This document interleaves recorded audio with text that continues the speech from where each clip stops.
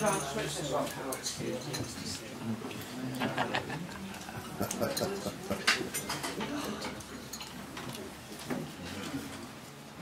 Where do you mean, mate?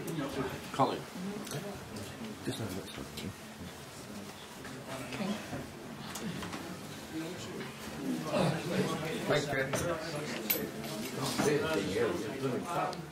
I'm going to talk about microlight flying. I'm going to give you a bit of a background into microlighting and what we do. And then please interrupt at any time if you've got any questions to ask. If you think I'm going on too much, all yawn and face elsewhere and I'll get a hint. So I'll just tell you a little bit about me. My name's Geoff Weighell, and I'm a microlight pilot. So I fly microlights, and I've been flying microlights since 1981. I started flying hang gliders. Got fed up of walking up and down hills when engines became available, and so I took up powered microlight flying. I taught myself to fly microlight, and I survived. I built my first microlight, and I survived. So a couple of years later, I decided to become an instructor. I'm a microlight flying instructor as well. Did your students survive? Yeah, I haven't lost too many. Not soon after training, anyway. So I'm a microlight flying instructor. I became an instructor in 1983, and I continued instructing full time until about 3 years ago next week or something, when I got the opportunity to take on the job I've got at the moment. I'm a microlight pilot examiner as well, so I can train people and test people. I also train instructors and test instructors. So I'm the big cheese. Then I got offered the job of the Chief Executive of the British Microlight Aircraft Association. We've got about 4,000, just over 4,000 members, and we look after, they fly just over 2,000 aeroplanes between 2,000 and 2,200 aircraft. We've been going since, I think it was 1979 it was incorporated, and we have a staff of 11. Some of us work, some of them don't. As hard as I do, sorry, I've literally... So, I've mentioned the word microlight, and I think I ought to just tell you, I thought it was logical to tell you what a microlight is. It's a recreational, very lightweight, fun-to-fly aircraft. That's what microlight aircraft are. They're enjoyable tools to go flying in. It's a bit like having a motorbike. Most motorbikes aren't transport. They're a bit of fun, if you like motorbikes. There is a definition, of a UK definition of a microlight, which, if it's got 2 seats, it has to have a maximum all-up weight of 450 kilograms. So that includes the 2 pilots, the structure of the aircraft, and the fuel that you're going to carry must not exceed 450 kilograms, which is quite a lump. They've changed in definition over the years, and they've got bigger and bigger, but this is the definition that fits in with most of the European definitions as well. It also has to be designed so it has a stalling speed, that's an aerodynamic stall, of not above 35 knots, about 40 miles an hour. That means that the aircraft has to be able to fly, actually be flying and controllable down to that speed. Because there are many aircraft which weigh no more than 450 kilograms, but they don't have this low stalling speed. And the idea is they're low energy aeroplanes. When they hit something, they don't hurt things too much. That was sort of the idea behind this definition. If it's a single seat aircraft, then its maximum weight is 300 kilograms, and again, stalling speed not exceeding 35 knots. There are other add-on weights you can achieve. If you have floats on them, you can have a bit more weight in the design. And if you have a total recovery parachute on them, which is very popular in America, and in Germany it's mandatory, and there's a few people fit them here now as well. But you get an extra 22.5 kilograms. But that's generally what the definition is. So the shape of them and what they look like, what colour they are, how fast they go, etc., doesn't really define a microlight. That's what defines it. There are actually 5 main types I'm trying to remember what they all are now. One, I start with the one that you probably have seen and would think of as a microlight, and that we call the flex wing or weight shift microlight. Like that. Fly that might be in the house. Yeah. I'd rather the word buzz wasn't used this afternoon. Right, that's my aircraft with me in the back, and the lad flying in the front. Oh, it's you, is it? Who's in the front?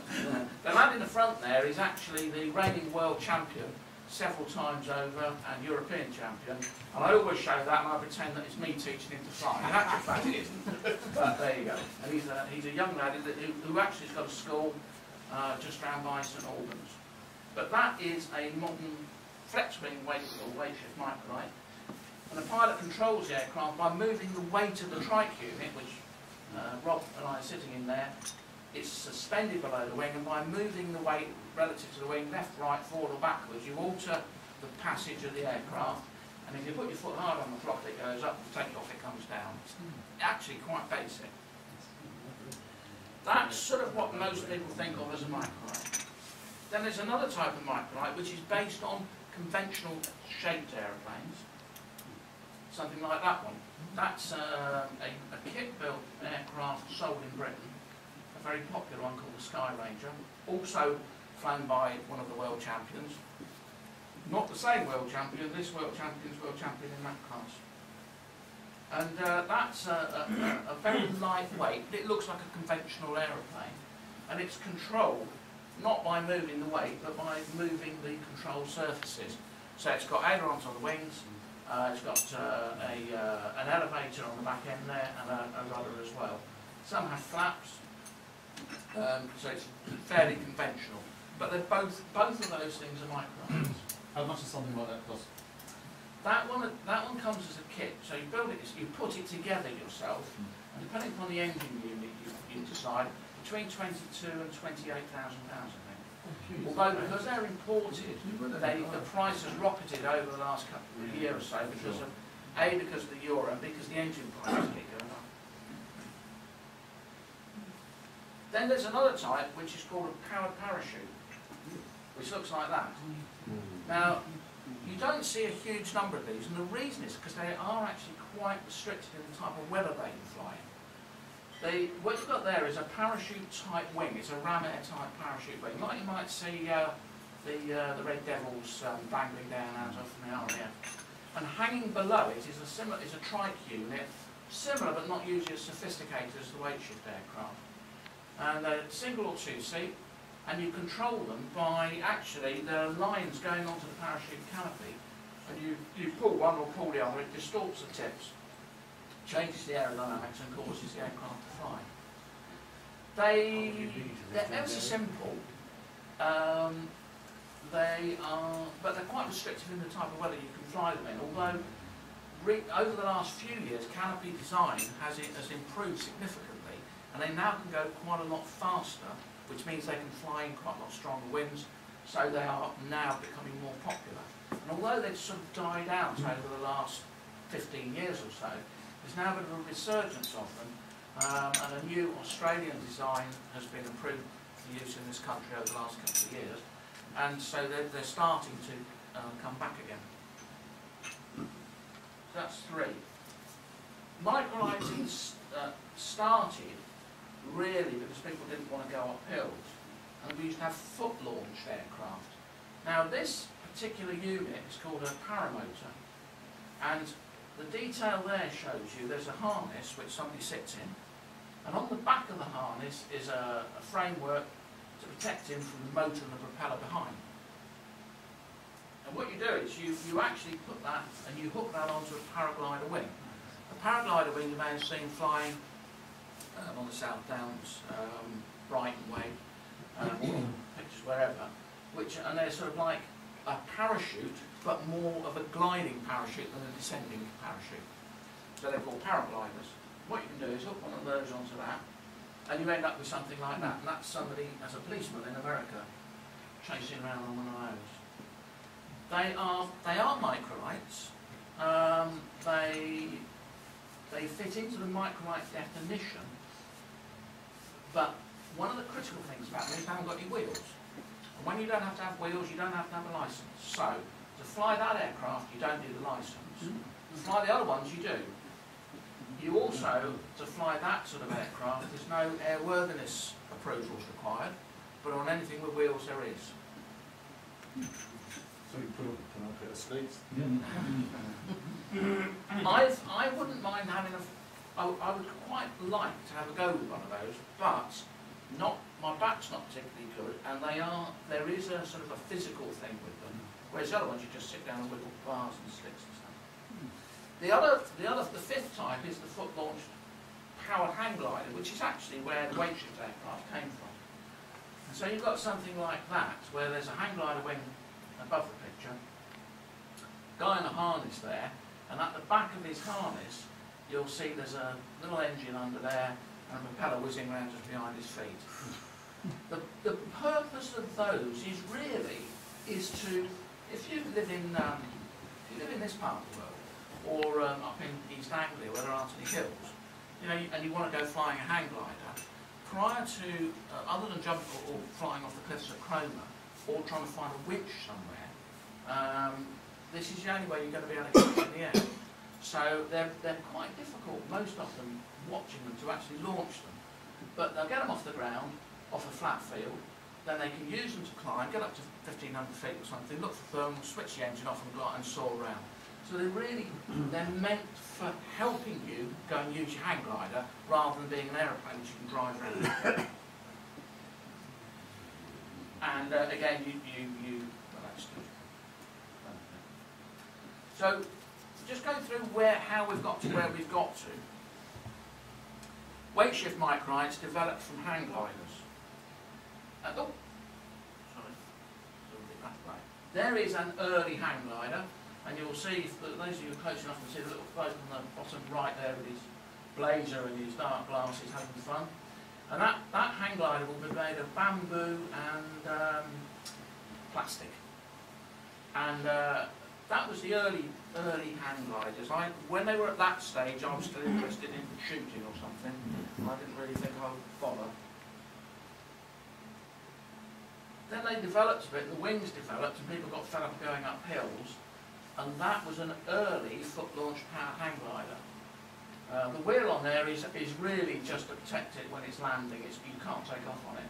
But again, there's a small engine above the pilot's head, a boom sticking out the back, and a propeller. And that would have been about 1979-ish. They continued to develop. That's a slightly more efficient hang glider. And you'll notice that aircraft, if you can see, it's got a registration on the wing, Golf Bravo, Golf November Lima. And that was when the CAA started saying, oi, what are you doing with these things? And we started having to register them, and airworthiness and licensing was beckoning. That particular aircraft was flown by a chap from Wales to, I think it was Norwich Showground, and it was the first long cross-country flight. That would have been about 1981. Again, still foot-launched, and that chap lost a couple of toes in the propeller. Oh. So we started thinking about, well, we know that the wing flies, and we know it flies with an engine, so what can we do about it? So what we've there got is an early weight shift aircraft where we've got what we call the trike unit. That's a single-seater. That would have had they started with small two-stroke engines, about 16 horsepower, and then crept up and up and up. We used two strokes because they were lightweight and relatively cheap, and there weren't the available four strokes. Two strokes are noisy, they are smelly, and they are incredibly unreliable. But we persevered, and that's the sort of time I got involved, and I built something like that that's dangling below that wing, and I had a wing similar to that. Well, they developed, they got more sophisticated. Just like anything you buy, you want a bit more. So you want more, you want more things in your car, you want more things in your caravan, you want more and more and more and more.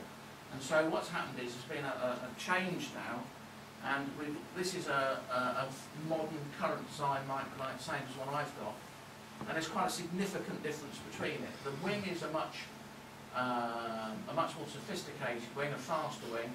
That you can cruise that one about 95 miles an hour. There's a development from that which will go at 110 miles an hour.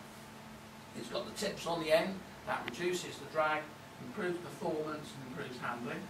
And then the trike unit underneath is now much bigger, much heavier, much more comfortable with suspension, and they're real touring aircraft now, whereas before we might have wandered around the local area and then thought that was nice and gone home. These guys go all over the country now. So it's got about a 300-mile range. The older you get, the shorter the range gets, because you've got to keep stopping in the field for employees.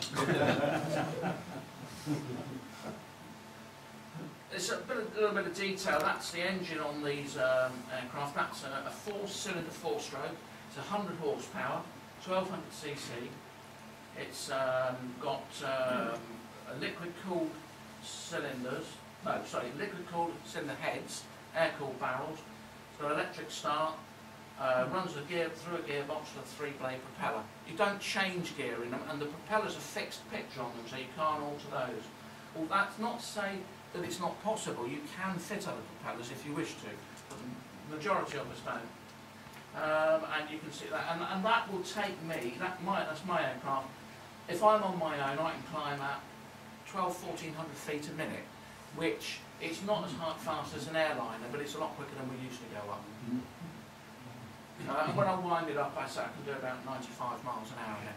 And because you're going in straight lines, you're not going around corners or stopping at road junctions, you can go a long way. And the most I've done in a day was 1,150 miles, which is a long, you know, and that's, there was 2 of us in the aircraft. It took all day to do it, but it's 1,000 nautical miles plus a bit, which is what we set out to do. That's the instrumentation in mind. It's relatively basic, but it's what you need. The top round job's the compass. There's a starter switch and the master switch on the left. There's a fuel gauge, an airspeed indicator, which is that's a mandatory instrument in all aircraft. The middle one's a vertical speed, tells you whether you're going up and down. Completely, it's a waste of money in these things, in my view, but they put it in the standard. An altimeter, so you know where you are in relation to airspace, really. There's the radio on the right. There's a mixture control, so if we're flying high and cruising, you can lean the mixture off and save a bit of fuel. And then the box, the square box, is the engine instruments, and that tells me the revs, the temperatures on all the cylinders, the oil pressure, water temperatures, and an hour meter. And on that aircraft, I've actually just fitted another device which costs a fortune, which is something called a transponder, which means that the radar can see me much more clearly than just a reflection. And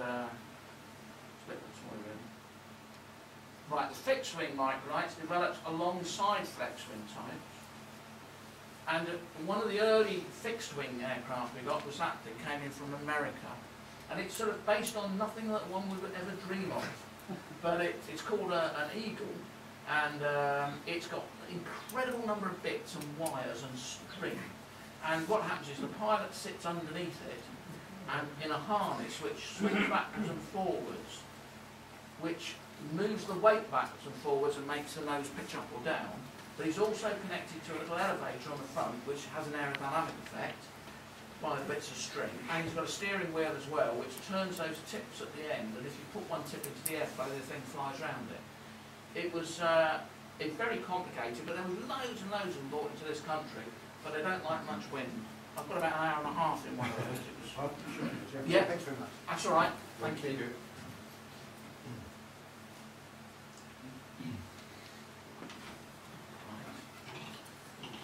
That's another early microlight, which is again it's a 3-axis fixed wing type microlight, which was again made of lightweight materials. That would have been again about 1983, 4, something like that.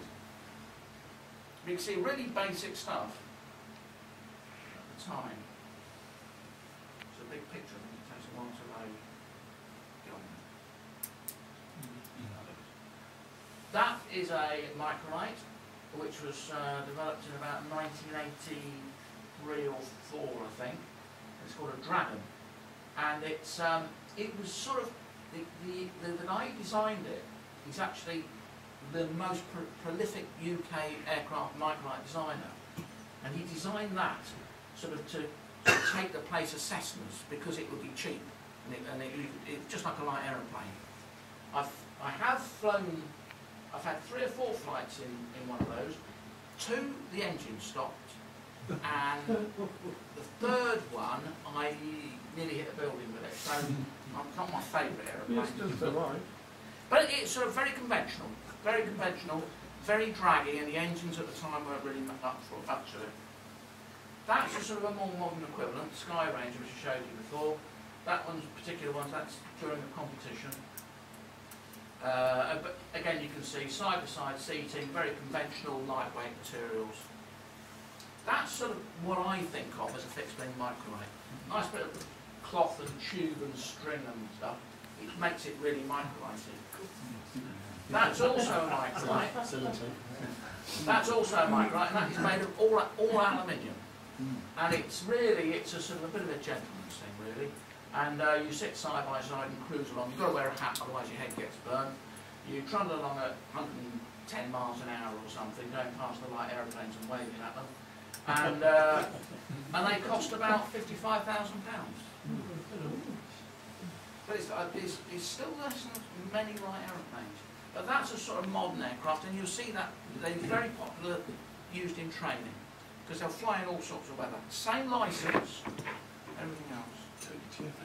And that's just another microlight. So, that particular one is a Cole, and I can't remember. I think it's American. And the guy sitting in that with the red shirt is our chief check pilot.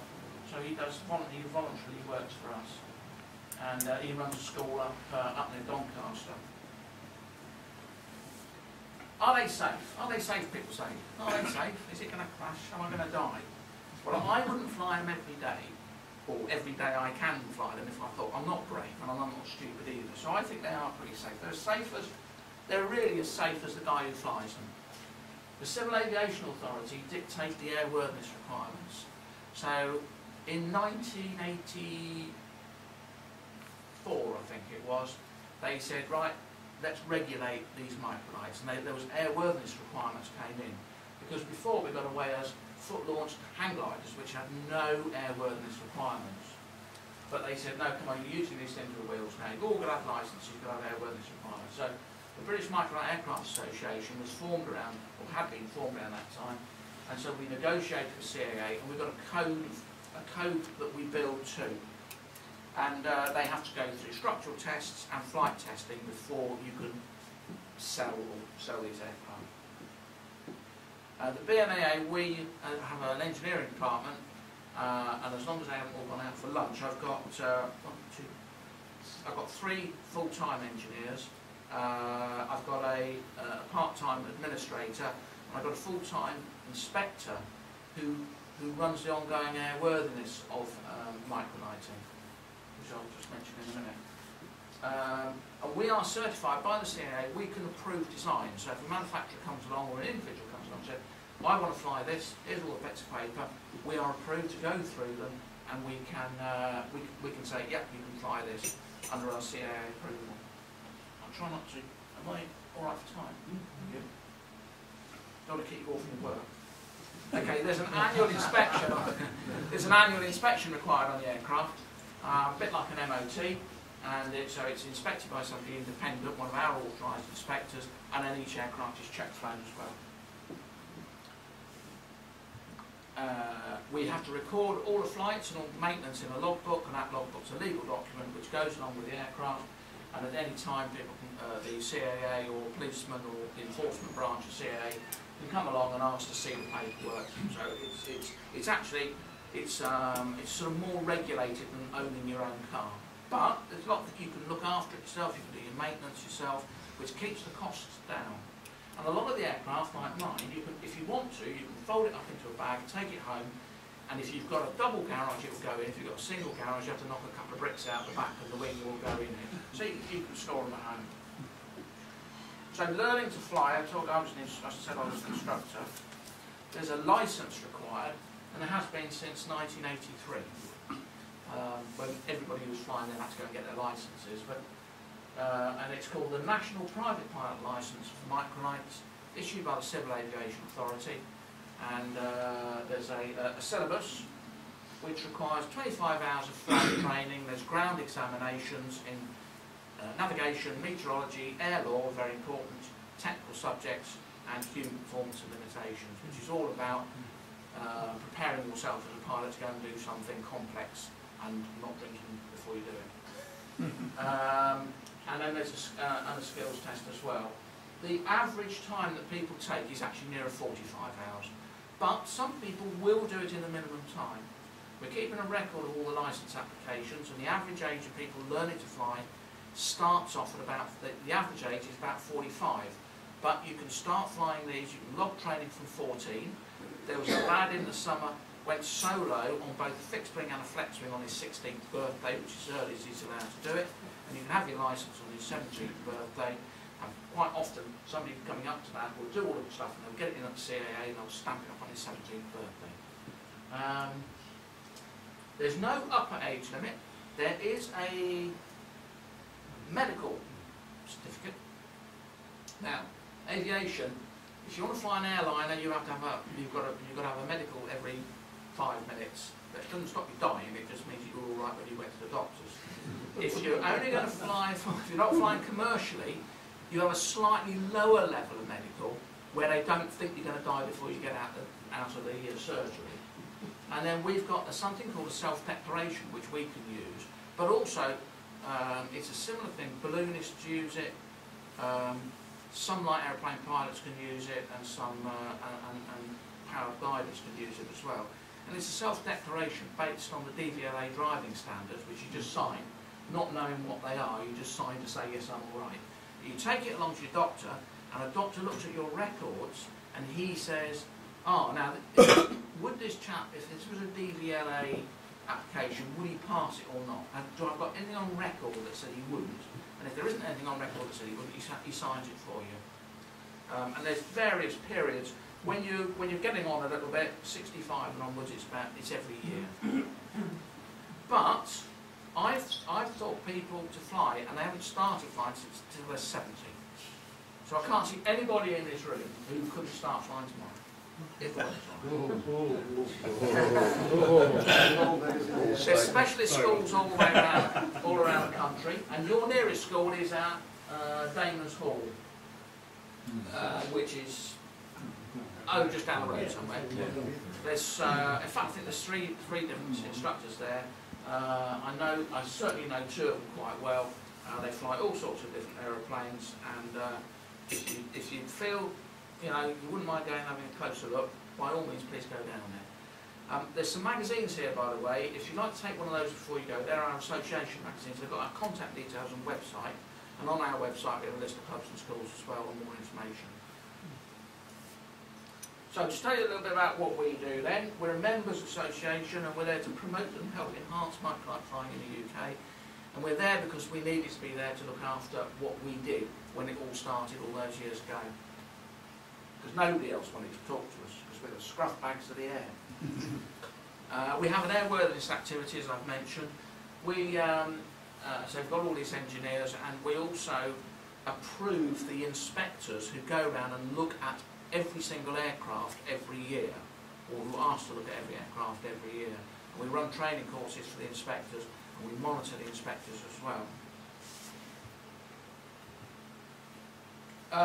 We helped the CAA develop the licence, or rather we held their hand through the development of the licence. And we've also got an agreement now where if somebody wants a licence, they apply through us, and we check all the paperwork, and then we make a recommendation to the CAA, and all the CAA do is get our recommendation, sign it, and the licence is issued. And that's great for us because it means we can monitor what's happening in licensing. We actually understand our licensing. The Civil Aviation Authority, bless their little cotton socks, are a big organisation that's strapped for cash, so it's got little, all the expertise has gone out the windows, and they don't really understand about microlighting. So they sort of trust us enough to guide them through it, which is good for us because we guide it the way we want it, really. But not in a nasty way, but it stops us. It stops us getting sort of dumped on, really. Regulatory influence. And if you look up, you'll see lots of things flying. There's lots of rules and regulations governing what people can do with their aircraft, where they can go, the airspace, restrictions, equipment, etc.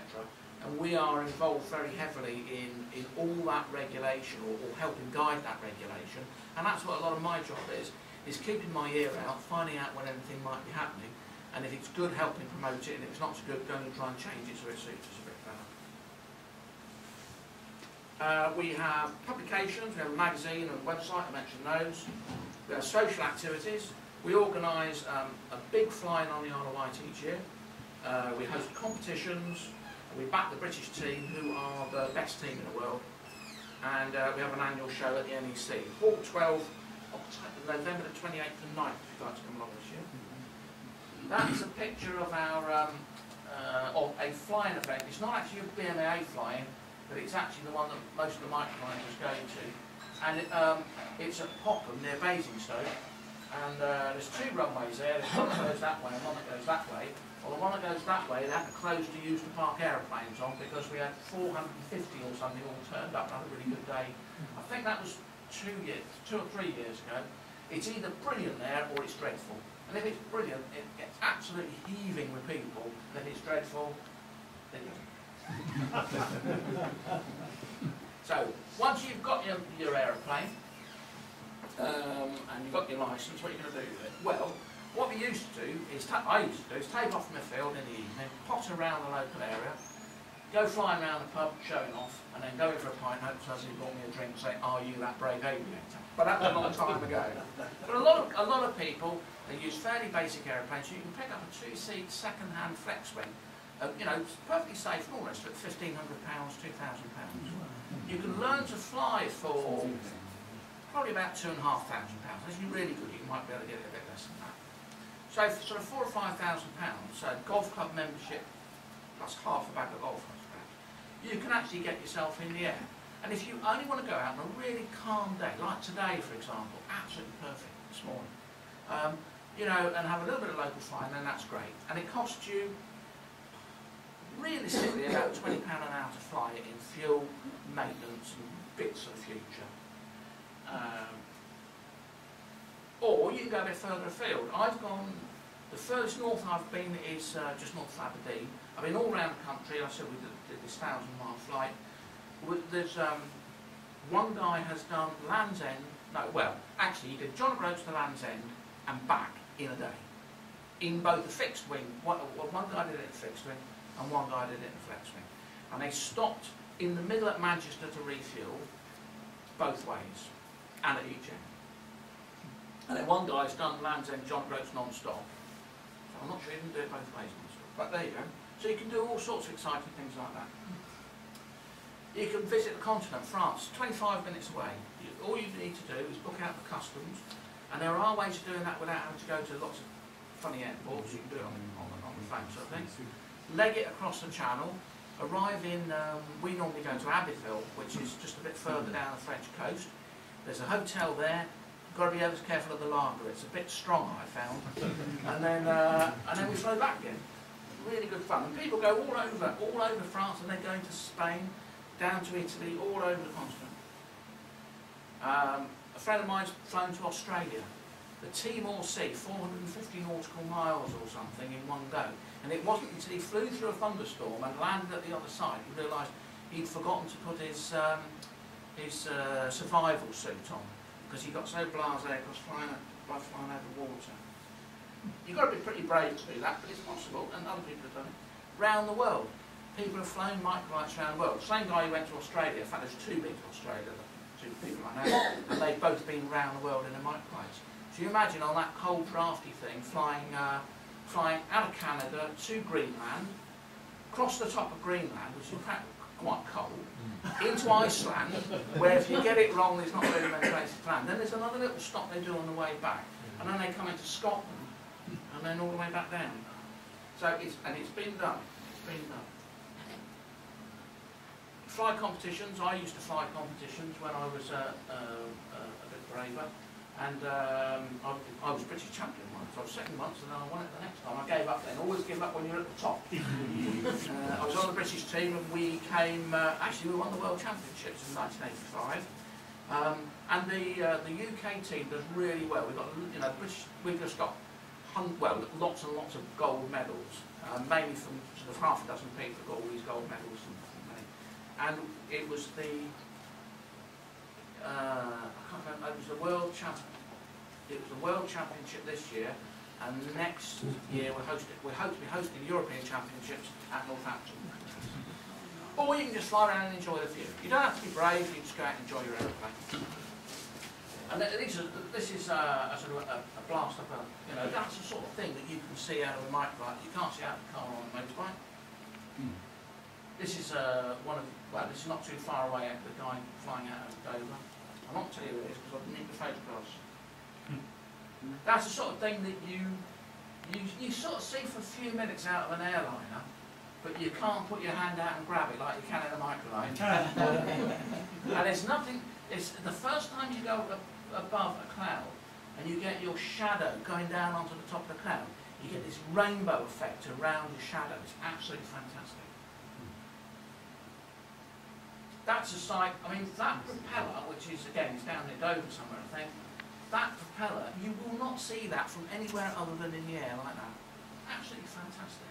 And there he is, pottering around, burning a little bit of two-stroke oil and enjoying himself. A couple of guys there flying in formation. That's those two world champions, quite good friends. That's another photograph just blasting up the clouds. You're not meant to go into them, but you can dangle your wheel. And that's a lovely picture out over Hay on Wye. And in fact, that was one of the places when I walked up one of those hills with my hang glider and lay on the top, dying of exhaustion, when a guy flew up on a microlight with a hang glider wing strapped to it, landed on the top, took the hang glider wing off for his mate, and then flew down again. I thought, I've got to get in. Right, thank you very much for listening. That's about the lot. Any questions? Yes. Any questions? Yes. Another one. Is there a maximum altitude that you're allowed to fly at? Above 10,000 feet, all aircraft have to be fitted with a transponder so that they can see by radar. If you've got that, the upper level of general open airspace here is 19,500 feet, or not here, but over in the, in parts of the country. If you want to go above that, then you need to start talking to air traffic. But the record in this country is, I think it's 24,500. With or without oxygen? With oxygen. Yeah. What's the restriction about landing or using commercial airports? You just need permission.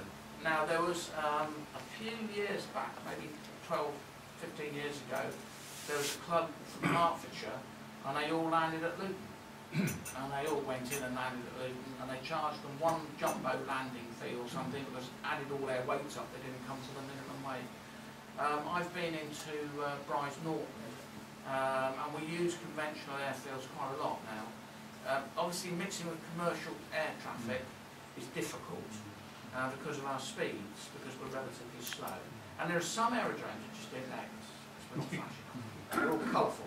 And we have some quite interesting arguments. Why won't you let us in? They said we don't have no legs. So, is it because we're too slow? Because we're not now. Now we can fly 100 miles an hour, or some of the microlights are doing 160 miles an hour in the fixed wing ones. And they can't say, well, you're too slow and you hold us up. So it all comes down to that you don't like our colour, do you? No. Yes, but I noticed on some of your photographs that the aircraft have got spats. Yeah. In view of the weight considerations, why do they have those?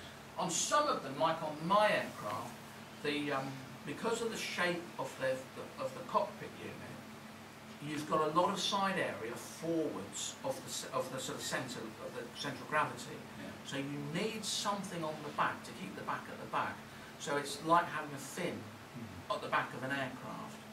The other consideration is, I mean, you're right. Now, some aircraft they won't put spats on because of the weight, but the new weight limits or the current weight limits on the flexwing aircraft, they're actually quite generous. And there's not many aircraft where you're struggling for weight. Right. But there certainly have been times before weight limits were lifted when that, you know, weight has been a considerable consideration, Thank you. as is pilot weight. Yes. Yeah. There are limits on Through the pilot chair, I would like to know, does Ron think he could get Admiral Yamamoto with one of those this next time when you go around? Regrettably, his age limit might affect you. Oh, right, I see. Any more questions? In that case, could I ask David? I was just going to Oh, ask, sorry, go. you're not allowed to go through the clouds, No. so presumably you can't fly on the very ground there. Well, Or You're not allowed to fly out of sight of the surface. The basics being that if the engine fails, which they don't fail as often as they used to. I mean, I've ended up in field scratching my head and kicking it when they've thrown a piston or done something silly on the 2 strokes. The 4 strokes are much better now. But the idea being that if it does fail, or if you want to descend, you can descend clear of cloud. So, you know, as long as there's a big hole, you can be above the cloud level, but you can't be above total cloud layer. It has happened, and I got caught out once, and it was very, very frightening. This sort of thing, you won't do it twice. Yeah. Any more? Okay, in which case I'll ask David to sue. Well, thank you very much for that. I think I speak on everyone's behalf. I was fascinated talking, obviously very enthusiastic about Yeah, I am. very, very interesting. I mean, they've always worried me a little bit, Microlights, because I drive along the motorway a lot and I see these things on, but it's really worried me, because I've always regarded Microlights as being like a very amateur sort of thing, and you've reassured me. I mean, the fact that the CAA are involved, and the fact that they're giving the private pilot's license for them, I mean, that's really remarkable. It made me a lot more comfortable there, because I'm worried about it. Good. And I thought that was absolutely fascinating. Thank you very much indeed for that. Oh, thank you very much for inviting me.